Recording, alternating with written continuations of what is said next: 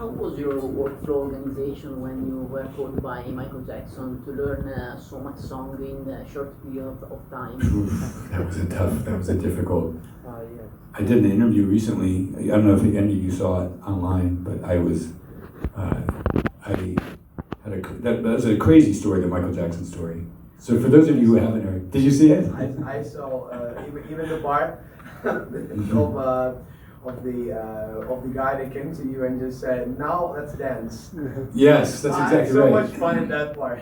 It was unbelievable. Yeah. I'll tell the story for those of you who haven't heard it, but I had the very fortunate opportunity of playing with Michael Jackson for about 5 weeks back in the 90s, and it was crazy because I got selected. So Jennifer Batten, you know who Jennifer Batten is? Yeah. Great guitar player. She basically recommended me for the gig, and she said, you know, I'm going to leave at some point, but I don't know when exactly, so just be ready for the gig. So I did that, and in the end, she was very polite. She gave me she was using a Digitech unit back then. I can't remember what it was called, but it was some kind of Digitech thing. And so she had all the presets. She was using the 5150 amp, the first one. And so she had all her settings written down, and she had all her parts, and she recorded at a rehearsal all of her parts with the recorder close to her amp, so I could hear her parts exactly. And then she wrote down, like, you know, presets per song, chorus, verse, everything. It was really, really nice of her. So I practiced, and I worked on all this material. Cheat sheet was brilliant. I saw, you know, the part where you explain that, you know, you just put a cheat sheet, run your pedal board, just to say the moves, just to see the moves. Oh yeah, exactly. Because there was so much stuff. Well, the thing that happened was, this was the 90s, right? So this is before cell phones, and I was passing up a lot of gigs. I wasn't taking any gigs because I didn't want to miss this phone call. So I had a lot of opportunities I wasn't taking. I was supposed to go to Japan at one point, and I didn't go. There was a short little US tour that I was supposed to do at one point. I didn't do it, and I wasn't getting the call. And many months went by, almost a year, I think. And so finally I decided, like, I can't just base my life around this phone call that might happen. So I just got back to doing what I normally do. And I didn't really work on the material much anymore, and I just stopped working on it.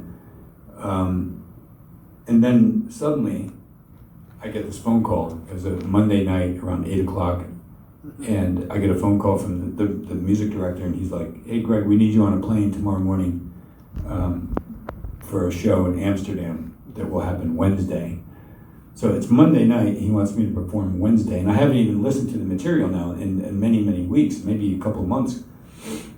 And I'm like, oh my God, I'm not gonna be, I can't, you know. For me to be ready for that, you know, the airport is 2 hours away.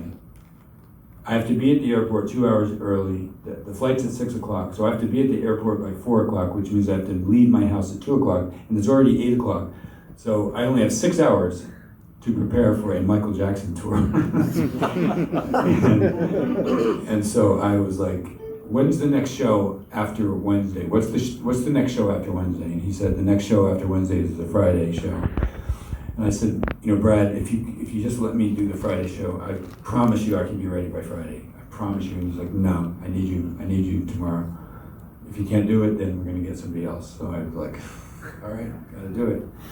So somehow I did it, and it was nuts because I'm like packing my clothes, right, and I'm like listening to the material and sitting down with the guitar for a second, and you know, I have to, you know, fold my clothes and put laundry, and I had to run out to the store and get stuff to take with me, and then sit down and listen to another song and see if I could remember it. It was really crazy. And I get to the gig, and it was a Concorde flight. So back then they had the Concorde flights, which were only 4 hours. 4 hours to get to Europe, which didn't help me, right? It hurt me, but so I made it to the airport at 4 o'clock. I got on the flight at 6. I got to Europe in 4 hours, and I had a little bit more time in the hotel to work on some of the material. And the next morning, after I got there, because I got there on Tuesday, and the next day was the gig. So everybody has to get up early in the morning for me, because they want to run through some of the songs to make sure that the new guy knows what he's doing. So I did that, and we got on stage around 10 o'clock in the morning, or 11 o'clock I think it was, and we went through 4 or 5 songs, and I was getting through it successfully, and I was like, I think this is going to work. I think we can do this. I'm actually going to pull this off. And the production manager comes over to me after about 4 or 5 songs, and he says, hey, it sounds pretty good. It sounds great. It sounds good. So let's talk about the choreography. It was nuts. And there was a lot of choreography. There was a lot of stuff. And if you watch the show, that was the history tour. If you watch the show, and it's online, the one that I did, or the part of the tour that I did, and the part that Jennifer did, you'll see that really the lead guitar player is the only one that has to interact with Michael. Nobody else does. And there's all kinds of stuff. You got to go out there and dance around with him, and spin around and wait for people to do shit, and then stand in front of the blower thing, and it's crazy how much stuff. And so I had to make a gigantic cheat sheet for myself that went around the pedal board because it was too much to remember. So it would be like song number 1, scream, verse, preset 013, chorus, preset 041, back to verse, second verse, 013, chorus, 041, step forward, spin around twice, wait for that. Yeah, it was nuts. Somehow we got through it, but it was a challenge. But after a while, it was cool. It was also nice because the first few gigs, I didn't have to wear the wig because it didn't fit me. So they gave me Jennifer's wig and it didn't fit. So I was like, yes. You mean the blonde gig? The blonde. Yeah. I had to wear it, but it turns out the Michael Jackson camp has some money over there. Yeah. So they made me one. So yeah, have you not seen any of the clips? I have to wear that. Cool. Yes.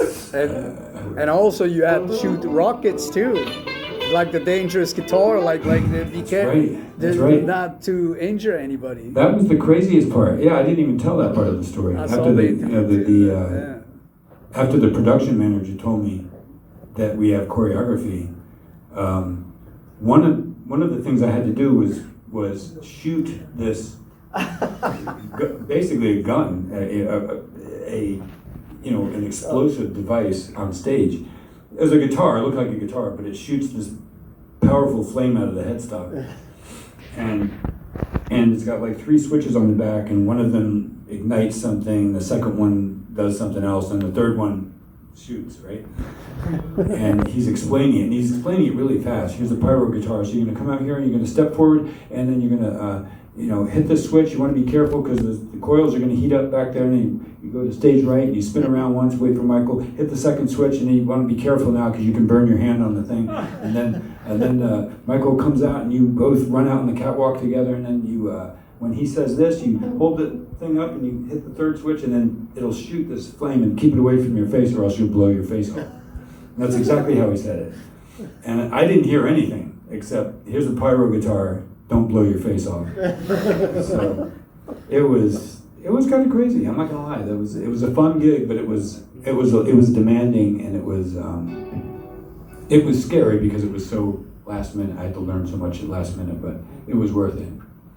It was worth it. Go ahead. Go. Thank you. Good. You go. You go. Yeah. I don't know. Speaking of sidekick, are you still in touch with Enrique once in a while? No, I haven't talked to him in many years. Yeah, it makes sense too, though. That was a great gig, though. That was a fun gig. That was a very small entourage, and the management was very family oriented. He liked to hang out with the band, and he would interact with us a lot. So he he was not on any ego trip at all. Sometimes you get with the principal artists, because I played with Justin Timberlake, and I played with NSYNC, and those are cool, but a lot of times those guys are separate from the band. They don't hang out with us. They don't hang out with us little people, But Enrique did. He was always, going out to clubs with us and hanging out. That was fun. How about Michael Jackson? Did you actually talk to him? I did talk to him a couple times. The first thing that ever happened with Michael was he came into the dressing room. So I think the only time we ever saw him was right before we went on stage. And and I remember the first time, my first gig, he came in and I remember thinking, wow, there's Michael Jackson, that's weird. And I was standing in front of these clothes that were like hanging on this hanger thing here. And I'm just like, I didn't realize I was standing in front of it, but then Michael is like walking over towards me and I'm like, oh shit. and then he said, please, sorry, excuse me, I gotta get my thing, whatever clothing item it was. So I'm like, oh, sorry. That was my first meeting with him. But he was amazing. I mean, I think this is on the end of this live interview I did, but there was a part that I had to play in one of the songs, very minimal part, just a funk, some kind of like,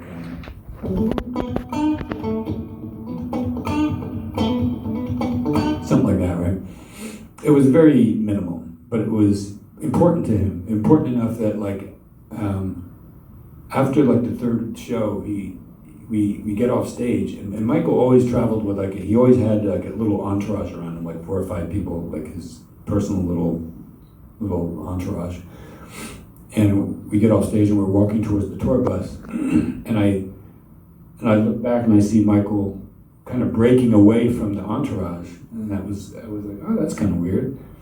And then I realized like, wow, it looks like he's walking towards me. That's kind of strange. And then he's like, he is walking towards me. I'm like, no way, no way. Is he coming up to me? Oh my God, Michael's walking up to me. So he walks right up to me and he says, you're doing a really good job, But in that one song where you're playing that funk part, if you could just pull it back a little bit, you're a little bit on top of the beat, you're just a little bit more behind.